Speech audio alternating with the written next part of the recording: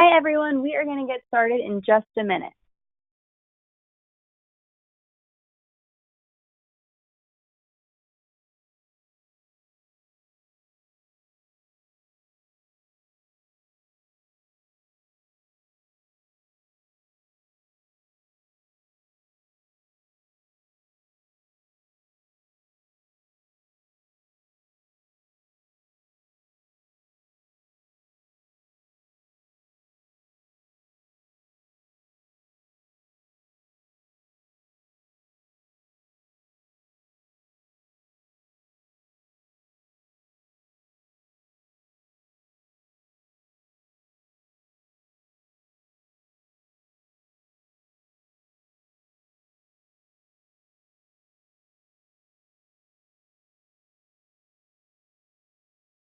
All right, I have 7 o'clock, so let's get started. Thank you all for joining me tonight for the long distance running pre-competition webinar. My name is Kendall Zezwitz. I'm the sport lead for long distance running. Tonight on the call also we have Ron Freeman, who previously was the sport lead and this year will still be acting in the role as venue director. Tonight's webinar is being recorded, and I will send out the link to the recording as well as a copy of the slides first thing tomorrow morning, just in case you need to reference them again or anything. You'll have that readily available. And if you have any questions tonight, you can do one of two things. You can either raise your hand and I can unmute your line, or you can type in your question and I will make sure to either bring it up or type back to you.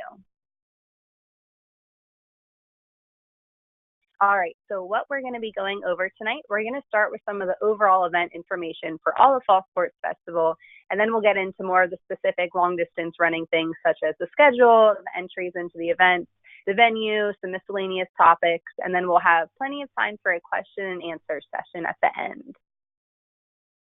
So Fall Sports Festival this year is on Saturday, October 20th, and we are back at Mount St. Mary's University. We will be having delegation registration starting at 7:30 and ending at about 8:30. This will be in the control center. It's the upper level of the Knott Arena, which is where we will be doing opening ceremonies. Delegations are to assemble in their seating areas in the Knott Arc Arena from 8:30 to 9, and then we'll be having opening ceremonies from about 9 to 9:45. Competition throughout all of Mount St. Mary's will be starting around 10 and tentatively ending at 5. So we should be done by 1:30 or 2 just because we're one of the sports that typically finishes up a little bit earlier. We will be having family hospitality available from 10 a.m. to 4 p.m. and that will be located in the Knott Arc Fieldhouse, which is directly across from where the opening ceremonies gym is. So it's an easy find for the families. And we will be doing a Young Athletes Program open house from 10:30 to 4. This is a super great program. So if you have any family with young kids or your athletes have little brothers and sisters, please encourage them to stop by. It's for ages 2 to 7, and it's really a great day. For delegation registration, like I said, it's going to be in the control center at the upper level of the Knott Arc Arena. There will be a packet for each sport within each delegation. So Montgomery County will have one bundle of packets, and there will be all of the long distance running information in one of those. So make sure to just connect with your HOD or have the head coach pick up the packet for the sport. You will need to report any scratches that you have from the sport or the delegation as a whole upon check-in. This will help us prepare for the competition so we know who to be expecting and who will not actually be attending.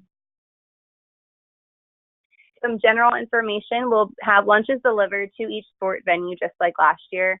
They're supposed to arrive around 11 or so, but we did request for them to be there by 10:30 so we can start giving them out at 11.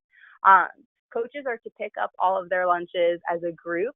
So the lunch order form was already due on Friday. So thank you everyone who sent that to me. We got all of your tallies and we'll make sure we have it in the proper order. So if you ordered a certain amount of turkey and cheeses, there will be that number for you. We will be having concessions available for all attendees, so spectators and families at the Knott Arena upper level, but all registered delegation members, so athletes, unified partners, coaches, delegation volunteers, will receive a sandwich lunch for your delegation at your sport venue. The event guide is going to be emailed to all registered coaches no later than Friday, October 12th. This will just go over more in depth all the information for Fall Sports Festival, some of the specific long distance running information, and then it will also include the link to the evaluation survey. So for opening ceremonies, We have 2 athletes and or unified partners from each delegation who's going to carry the banner. The ceremony is going to be from 9 a.m. to 9:45. HODs must report to the opening ceremony staging area in the field house with the names of the banner carriers no later than 8:30 in the morning. The banner carriers must be physically present at this time too. If not, they're not going to be able to participate in the parade. If your delegation knows ahead of time who is going to be your banner holders, the sooner you can send us that information, the better. That way we can include it in our scripts, and our MCs, who are our athletes, will be able to prepare and feel confident for speaking in front of the large crowd. So the overall layout of campus, smack dab in the center, you'll see the Knott Arc Arena, which is where we're going to have opening ceremonies, family hospitality, concessions. That's also the powerlifting venue. And then if you look to the right of that, you will see where we're doing everything for long distance running. So the start and the finish will be right outside of the pavilion. And within the pavilion is where we will be doing lunch and awards. We'll post results. We'll have the coaches meeting in that area. So everything is pretty central. Some miscellaneous topics about Fall Sports Festival as a whole. So like I said, we will be having family hospitality. It's going to be in the field house of the Knott Arena, and we will also have it over at the cycling venue in a separate area. There will be information on Special Olympics and other topics of interest to families who are in attendance. This location is really just intended for family members, so we encourage the athletes to stay with their coaches when their families visit this area. For the evaluation survey, there is the link in the event guide. I will also be sending out the link to the evaluation when I send out the results by that Tuesday after the event. If you could make sure to send this to your athletes, your family members, your assistant coaches, that would be great. We want to get as much feedback as possible just so we can really try to make it as great of an event as we can. All right, jumping right into the long distance running specific things. So our schedule for this year is very similar to last year. We will have the course open for inspection at 8 a.m. and there will be a 10 a.m. coaches meeting at the starting area, which is right by the pavilion. Then similar to last year, we're going to be doing our furthest distance races first and moving in. That way we can have our volunteers out at the furthest races, and then they'll move in and get closer and closer just to save them some walking in between courses. So we're going to start staging for the 5K at 10:20, and we'll be starting that 10 minutes later. Then we're following with the 3K, the 1500, and the 1K, which is a change from the 800 meter that we did last year. Please note we did offer the 5K unified relay and the 3K unified relay. However, we didn't have anyone sign up, so information on that is not in this webinar. If you have any questions about it for next year, please just let me know. I'd love to encourage participation in that. We put tentatively having lunch at 12:15. However, once our lunches arrive and Ron gives the okay to start distributing them to coaches, you guys can really eat at your own discretion. If you have an athlete who is just doing the 5K and they're all finished for the day and they're hungry, feel free to give them their lunch. It's really up to you guys, whatever works best. We ask that all athletes are available to report to the awards area, which is also in the pavilion at 12:45, and we'll be doing awards presentations at 1 p.m. However, we are looking at tentatively just starting awards once we have volunteers, so that would hopefully be by 11:30. It would be on sort of a rolling basis, but we will make announcements about this day of, so your athletes will know where to be. Pretty much if you just hang around the pavilion, that is where everything will be going on, so everyone will be in the right place. Entries into events. So this year we're looking at a little bit of smaller numbers, but still pretty good. For the 1K, we have 10 entries.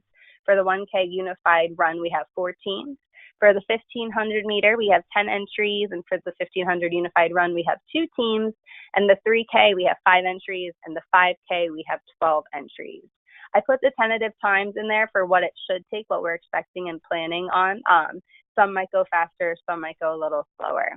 3 areas that we have participating this year are Howard County, Montgomery County, and Washington County. All right, so the updated courses, this is what has changed from last year. I know we had talked about it in the preseason webinar, but we have a finalized map of everything. So our 800 meter run switched to 1K, and you see that in the pink outline. So where the pink outline starts by the baseball field in the pavilion is going to be approximately where the start line and finish line is for every single race that we do. So we're going to keep it in the same spot just to avoid confusion. So for the 1K, they will start there and they're going to go straight down around the soccer field, loop around, and they're going to turn left and go straight back up to where they started. For the 1,500-meter run, they're starting in the same place and they're doing the same loop, but instead of turning left to go back to the pavilion, they're going to turn right and then follow the blue course. For the 3K, they will be doing that 2 times, just 2 of the same laps. For the 5K, it's going to be 2 laps of starting where the other races started, going on your loop, and then extending out and around the pond and up through the solar field and back. Like I said earlier, we will have it clearly marked for you so our athletes aren't getting confused, and we'll have volunteers that are making sure to keep them in the right direction so we don't have anyone turning where they're not supposed to be turning. Courses and competition. So all courses are going to be on varied surfaces. Primarily, it's grass with a little bit of gravel mixed in. We will have the courses marked by orange traffic cones, signage with painted arrows. There may be some spray painted arrows on the ground in the color that correlates to what the course is, just to encourage our athletes to go in the right direction. And then, of course, our marshals and our volunteers, who are our biggest asset, just making sure that people are going the right way and encouraging them throughout their competition. Each race distance is going to begin with a mass start, and each race will begin immediately following the conclusion of the previous race. We may start a little earlier if we get seriously off schedule. I don't anticipate this happening with the numbers that we have this year. However, if we need to do so, that call will come from Ron Freeman day of, and he will make sure to communicate with all of you to make sure you have your athletes and staging at the proper time. First start, like I just said, we will be using the mass start. So everyone who is doing the 1,500 meter and the 1,500 meter unified run, they're going to start at the same time. All races are going to be started using a 2-command start, which is racers ready, followed by the firing of a gun. For the unified races, athletes and partners are to run as a tandem pair. Each person within the pair is to finish the race within 5 seconds of one another. And the way that we get their score, their official time, is combining the score of, or the time of the athlete and the partner. Pairs are able to touch and to hold hands. However, they cannot pull, they cannot lift each other up and carry them across the finish line or do any other action that's deemed unsafe, because it will result in a disqualification. For attire, so athletic shorts or pants are to be worn, no khakis or denim, or it doesn't even seem comfortable to run in, but just make sure that they are in their running clothes. We ask that they don't wear any medals, ribbons, name badges, headphones, jewelry, etc. The only exception to this is medical alert bracelets or necklaces, wearing small little stud earrings or flat rings. These all may be allowed at the official's discretion. However, if the official comes up to one of your athletes and asks them to take off their rings, please abide by that and respect them. They're out there volunteering their time, so we want to make sure that they also have a great experience and they're just looking out for the safety of our athletes. Athletes in all distance running events may wear a wristwatch or other personal timing device, and they may not wear clothing with advertising on it during the competition or awards. So this doesn't, clothing with advertising wouldn't be a Howard County Special Olympics uniform. It would be something that was more of an ad on it. So all of your local community program clothing is totally fine for that. Shoes, if athletes choose to wear them, must be appropriate for athletic competition. So running sneakers, no work boots, or open-toed shoes are allowed. For staging, please check in with the clerk at the stated time. Like I said earlier, if we need to push some races up, we will communicate that and give you plenty of time to get your athletes in the right spot. Staging is going to be in the general area of the starting line, right close to the pavilion. The athlete must have their bib attached to the front of their uniform, and they should arrive at staging ready to race. So bib on, ready to go, and just, keep things flowing smoothly. I know the day typically ends early, but that's something that we always like to do. So as fluidly as we can keep these races going as possible. Weather. So this has been quite the season for weather. We have had so much rain. As of now, the forecast looks pretty clear for rain and storms. If anything pops up over the course of the next 11 days, I will send out an email just to follow up. But so far, it looks good, so cross your fingers. If it is raining, We will continue the competition unless it's a total downpour, and then Ron will speak with the officials and use their best judgment to either postpone the races or cancel depending on what the forecast is. If there's thunder and lightning, please move to the pavilion. Wait for the announcement at this location. We may, depending on the weather, have to send you inside into the Knott Arena. We're not really sure yet. So again, all of that communication is going to come from Ron Freeman day of. So we will make sure to keep you all in the loop. It's just we want to make sure people don't panic in the case of a storm and don't go running amok. So protest procedures, protests filed at the Athletics Control Center in the pavilion by the head coach within 30 minutes of posted results. Only the athlete or the head coach can file these protests. So you cannot have the unified partner, you can't have a family or volunteer file a protest. Appeals are all filed within 24 hours in the control center. And I'm going to pause really quick, and I have a question from John Follett.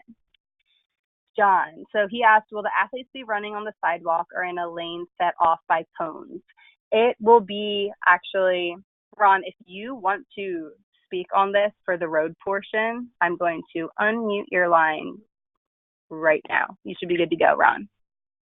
Yeah, John, there will be a few portions of the course going down towards the soccer fields at the beginning of most of the races where you will be on sidewalks. Was your question mostly in terms of spikes?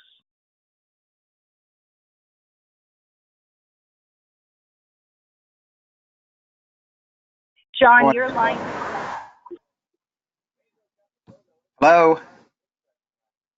Yeah, John. Hey, John. Athletes are not wearing spikes. I was just wondering where it was they were going to be running so I can explain it to them. After just past the start, as you go past the down that road, they will be on the sidewalk. Okay. We'll have there will be a portion of the course on the sidewalk for the most part, and I think that's pretty much the only spot is the first straightaway down towards where they're playing flag football down that way. And after that, they'll either be on gravel or on grass.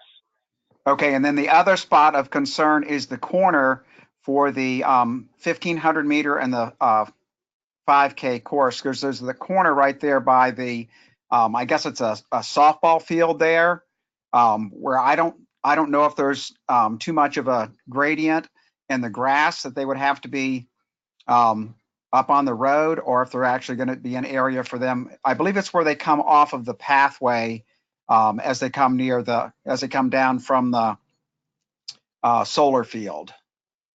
Yeah, I know what you mean.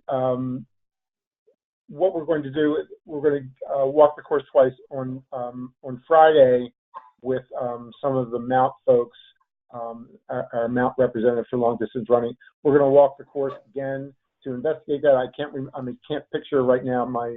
As I get older, John, my memory doesn't serve me as well as it used to identify those spots. And then again on Saturday morning with Bill Wood, if you remember, yes. He's really good at identifying the pain points on the race, and we will either modify the course slightly and get the correct measurements, or we will surround any pain points with small cones. Okay. All right. Thanks. Yep. And to follow up with what Ron said, for anything that we do modify with the course, that'll be brought up in the coaches meeting. So you guys will all be aware of it, and we'll have ample time to inform your athletes and partners about it. So for results, we're going to post them in the starting area following the completion of each race. I will be sending out PDFs of all of the results no later than Tuesday, October 23rd. We will have a water station available in the start/finish area. So for the 3K and 5K races, we'll have the water available to the runners as they cross the transition area near the start and finish. That way they can stay properly hydrated as they're doing their long race.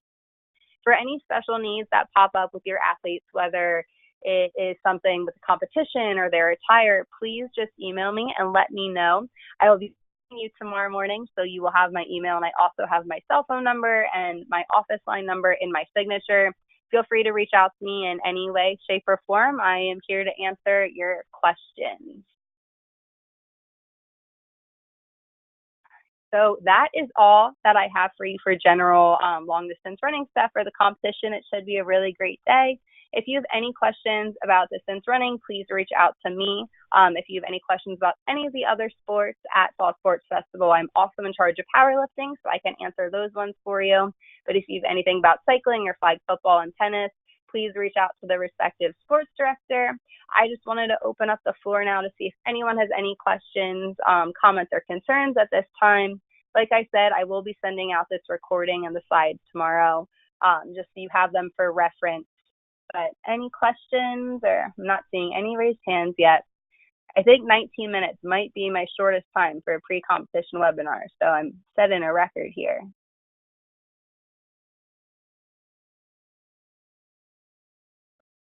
Right, Ron, your line is unmuted. Yeah, I just want to encourage everybody to walk the course, with your athletes. Almost everybody does on Saturday morning, and you won't be upsetting. It's a little bit different than the track where we may be setting something up. Walk the course, get an idea with your athletes where the issues, where the little hills are, where they might want to be careful of. If it is dew on the ground, you just want to identify. So we encourage everybody to walk the course Saturday morning. Awesome. Thank you for that, Ron. Anybody else have any questions or comments for the good of the group?